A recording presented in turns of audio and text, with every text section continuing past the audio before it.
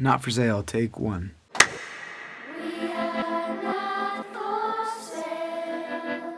Not for Sale was inspired by this organization called Not for Sale, who's doing phenomenal work in the human trafficking realm. And when I started writing this album, I wanted it to be conceptual, you know, I wanted there to be a theme, and the theme that came about was this theme of the least of these, you know, and so I was thinking about the impoverished and the marginalized and the bullied and kids from broken homes and the orphan.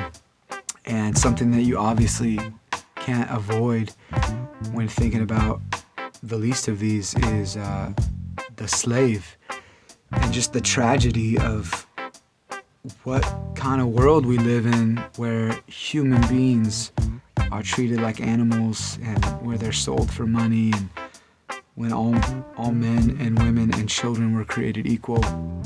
And so I knew, man, I need to write that song. And not only do I need to write that song, but I need that lyric, dude. I need to say, I want children saying, "We are not for sale." And so it started with that. Like, I opened my mouth and I just sang in this falsetto little kid voice, "We are not for sale," and just had this like image of children singing "We are not for sale." And it was literally one of the quickest songs on this entire album. I called my friend Ali, who used to work with that organization, and said, "Ali, I'm naive, like most people in the world, about this. I'm naive. Can you please educate me? Tell me what's up.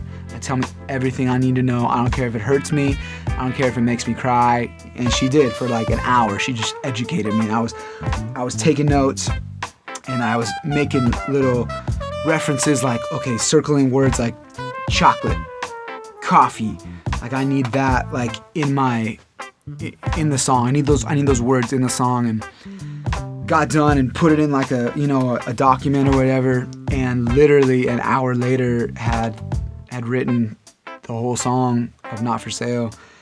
And we got kids, you know, to come in, and a lot of them not really even knowing what they were singing. They're like, "Hey, so we are not for sale," you know, these little American kids who are hopefully, you know, God willing, will never be trafficked in any way.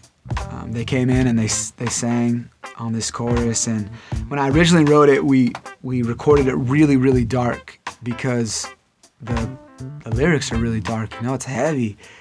And so I wrote this like really heavy, dramatic music. And when I brought it to Jeff Schneewise, who is the producer on this record, he was just like, "Bro, I can't handle this song. It's like too much for me. It's just too much.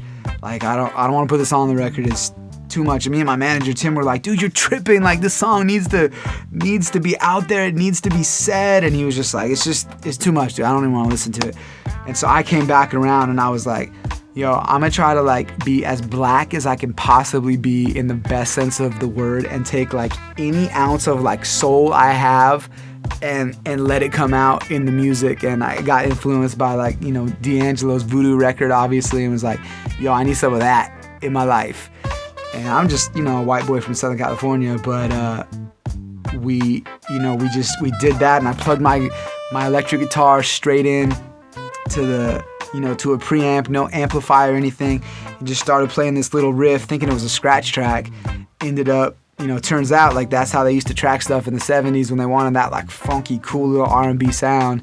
And I was like, yeah, this is right. This feels good. It was like a Quentin Tarantino film or something. It was like this feel-good music with this like dramatic lyric. And brought it back to Jeff, and he was like, "Dude, not only do I love this and want to listen to it every day of my life, but I'm not touching this track. Like, your scratch, everything, your scratch drums, your scratch bass line you wrote, your scratch guitar, your scratch vocals, like everything is perfect. Like, this is money." And so got our buddy Michael Bliss to come in, and actually from Texas, fly in some trumpet stuff, like one pass, even funky little jazz notes, just left it in. And I was like, I want it to feel good, because I want people to want to listen to this, because the message needs to be heard. This song has actually changed the way I think, you know, when I walk into I won't say any names, but I walk into certain stores where I know like those clothes were made by child slaves. I might try on stuff, but I try not to shop at those places anymore, you know, or put a piece of dark chocolate in my mouth from a certain country. It's like I feel at least aware of what's going on, and in that way, hopefully I'm able to be a part of the solution so that kids can truly say, and adults too, we're not for sale, because that's not the way we were made to be.